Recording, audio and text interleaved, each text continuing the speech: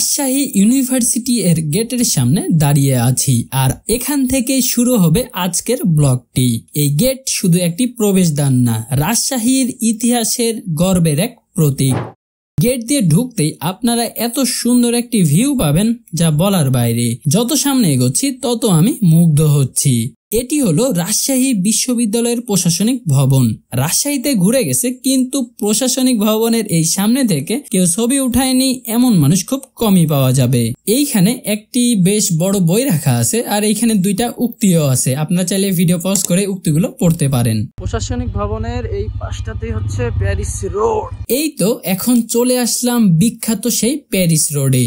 বাহ, কি সুন্দর দৃশ্য, তাই না? আর রাজশাহী ইউনিভার্সিটিতে এসেছে কিন্তু প্যারিস রোড ঘুরে বেড়ায়নি এমন মানুষ পাওয়াই যাবে না। কিছু দূর সামনে যেতেই দেখি শিক্ষার্থীরা শোভাযাত্রা করতেছে। এই যে এইগুলো হলো একাডেমিক ভবন। এই বিল্ডিং গুলো যেগুলো দেখতে পাচ্ছেন এগুলোতেই অ্যাডমিশন টেস্ট হয়ে থাকে। অ্যাডমিশন এই বিষয়টা অনেক কিছুর উপর ডিপেন্ড করে থাকে আর অনেকের স্বপ্ন হয়ে থাকে যে এরকম একটি বিশ্ববিদ্যালয়ে পড়ার। আমারও স্বপ্ন ছিল এই যে এই বিল্ডিংটাতেই আমি অ্যাডমিশন টেস্ট দিয়েছিলাম। এক্সামটা ভালো হয়েছিল বাট কপালে ছিল না। আমার মতো এরকম হাজারো স্টুডেন্ট রয়েছে যারা অনেক স্বপ্ন নিয়ে রাজশাহী ইউনিভার্সিটিতে আসে অ্যাডমিশন টেস্ট দিতে, কিন্তু কারো কপালে থাকে ইউনিভার্সিটিতে পড়া আর কারো কপালে থাকে না। রাস্তাটা পার হয়ে এপারে চলে আসলাম। রাস্তাটা সুন্দর, তাই না? আর এর পাশেই রয়েছে বুদ্ধিজীবী স্মৃতি ফলকটা। আর আমরা ঘুরে ফিরে কিন্তু আবারও সেই প্রশাসনিক ভবনের কাছে এসে পৌঁছালাম। এখন আমরা চলে আসলাম শহীদ মিনারের কাছে। এই শহীদ মিনারের অনেক ইতিহাস আছে আর দেওয়ালগুলোতে সুন্দর করে ছবি আর্ট করা রয়েছে। আর সামনে দেখতে পাচ্ছেন শিক্ষার্থীরা শহীদ মিনারের উপরে উঠে ওইখানে আড্ডা দিচ্ছে।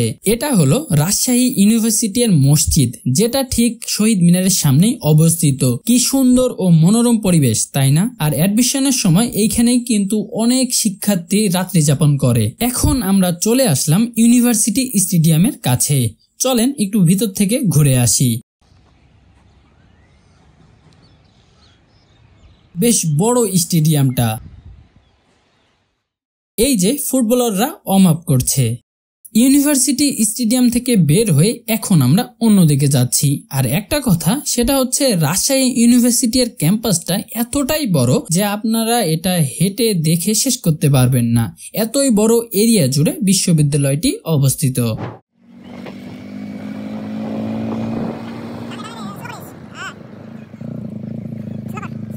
এই তো এখন চলে আসলাম রাজশাহী ইউনিভার্সিটির ভিতরে থাকা বধ্যভূমিতে। এই জায়গাটি এতটাই সুন্দর যে ভাষায় প্রকাশ করার মতো না। এই জায়গাটি পার্সোনালি আমার কাছে খুবই ভালো লাগে।